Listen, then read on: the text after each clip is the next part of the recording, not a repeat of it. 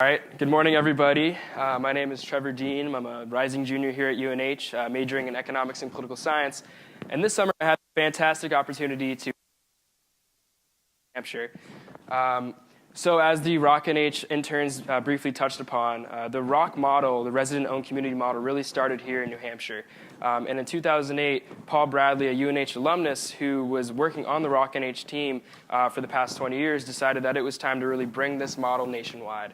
And so far, in the past 10 years, they've done so pretty well. Expanded to many different states, and this ROC model has proven to really work.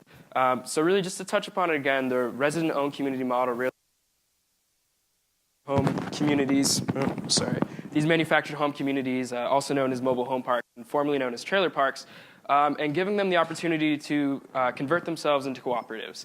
Because oftentimes, these mobile home parks are susceptible to predatory practices from investors and from property owners who are really just seeking to make a profit rather than to, give opportunities to the community members who are oftentimes, living paycheck to paycheck, impoverished, and lack the social mobility needed because, oftentimes they will seek to raise rents and maximize profits rather than, So this really just gives them the opportunity to have increased social mobility. I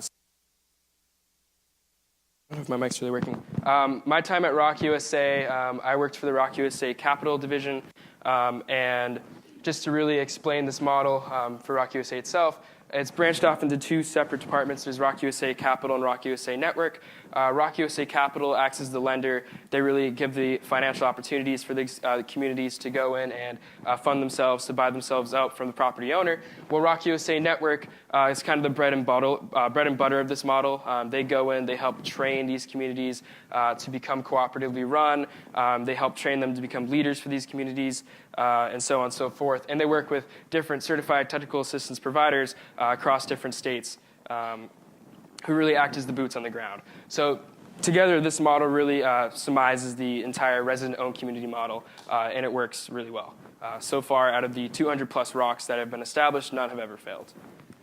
So my time at RocUSA, I really went into each different community's year-over-year changes in expenses, and I looked at the average change year over year.